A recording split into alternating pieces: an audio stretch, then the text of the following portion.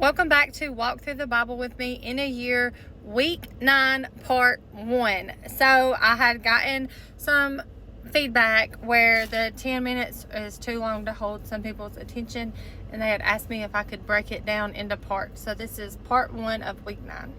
This part we are only covering Genesis 32 through 35. Jacob is going back home to Canaan.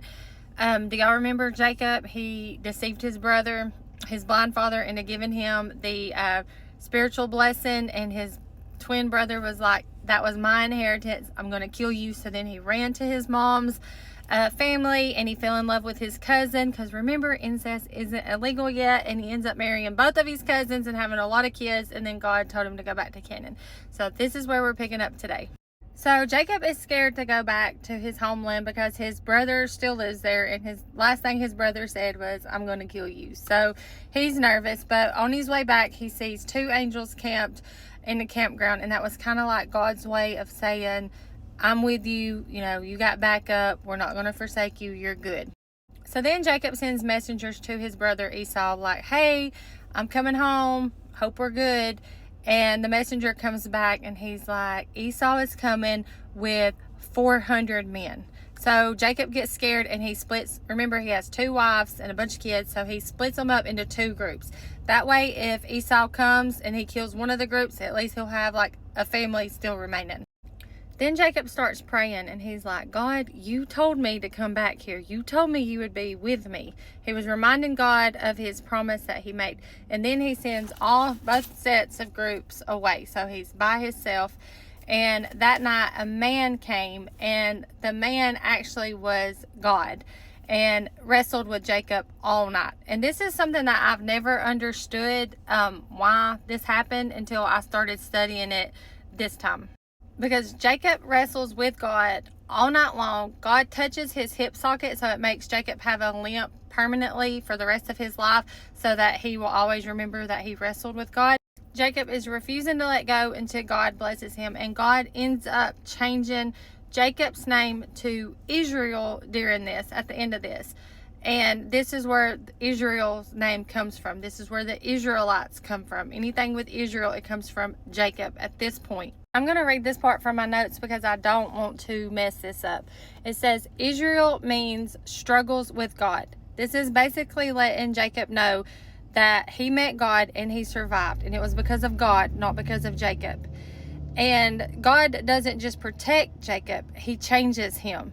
This is the moment the name Israel is born. Every future Israelite, every believer is meant to remember. Now, this is the part I did not want to get wrong. God's people are those who wrestle with God honestly. They refuse to let go, and they come out changed. God wrestled Jacob that night, not to hurt him, but to break the old deceiver, because Jacob was a deceiver. He deceived his dad.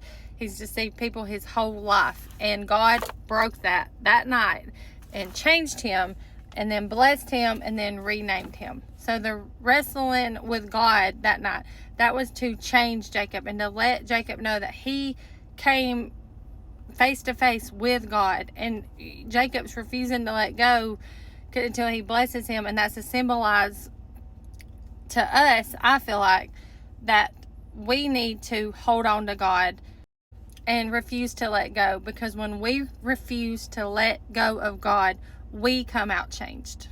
All right, so let me hurry up and finish the rest of this. So in chapter 33, Esau comes with 300 of his men, or 400 of his men, and he embraces Jacob. He doesn't seek revenge, he embraces him. Then in chapter 35, things get crazy. This could be a whole thing by itself, but I'm going to quickly sum it up.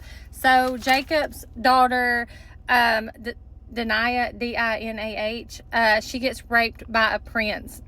And the prince decides he wants to marry her, so he goes to Jacob and his sons and asks for their hands in marriage. And of course, Jacob's brothers are mad. Like, how would you feel if your sister just got raped? Like, you're going to be mad. So they're like, can we have her hand in marriage? Well, Abraham, Isaac, Jacob, all their people, they're circumcised. That's their covenant with God. So the prince asked, can he have her hand in marriage? And they were like, oh yeah, you can have her hand. The brothers say this, you can have her hand in marriage, but you have to be circumcised for our families to mesh. That's something like we believe.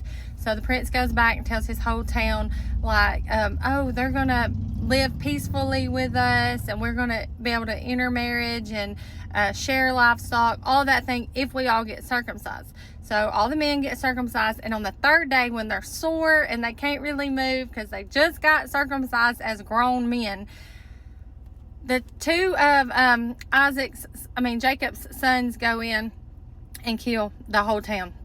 Kill every man in the town as revenge for what they did to their sister.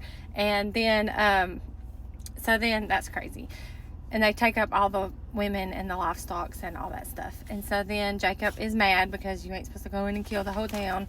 And he takes his whole town to Bethel, which where he saw God when he was first leaving his brother, after he tricked his brother. So anyways, he takes his whole family to Bethel, and they repent. They have like a spiritual cleansing. And then on the way back from Bethel, Rachel, who's the girl that Jacob first loved, she died giving birth to Benjamin. And then Isaac, the dad of Jacob and Esau, he died, and Jacob and Esau buried him. So sorry this was a little longer than it was supposed to, but it was just so much stuff. See y'all in part 2.